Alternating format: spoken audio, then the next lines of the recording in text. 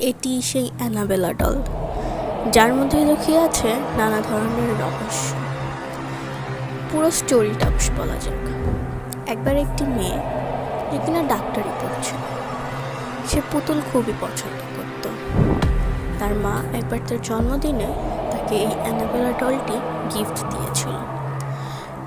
তার ডলটা অতটা পছন্দ হয় না, তো সে তার রুমমেটকে ডলটা দিয়ে দেয়।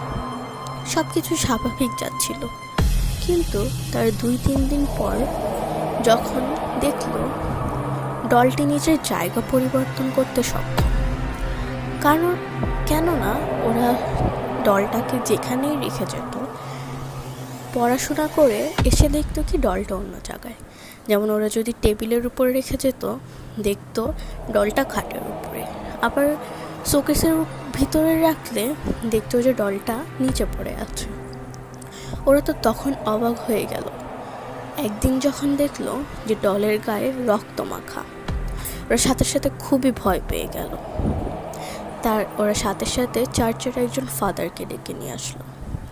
ফাদার পরীক্ষা নিরীক্ষা করে দেখলো যে এটার ভিতরে একটা 7 বছর বয়সী মেয়ের আত্মা লুকোনো আছে, যেই কিনা এই পুতুলটির ভিতরে বাস করছে। আসলে অ্যানাবেলা ডলটি এখনও আছে।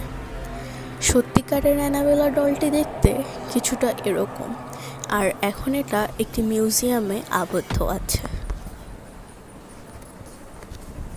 আমি এখানে এটির আরও কিছু ছবি অ্যাড করে দিলাম, আপনারা দেখতে পারেন। প্রথমে যে ডলটি দেখেছিলাম, অর্থাৎ এই ডলটি, এটা তৈরি করা হয়েছিল এর মুভি তৈরি করার জন্য, অর্থাৎ এটি অ্যানাবেলা ডলের রেপ্লিকা।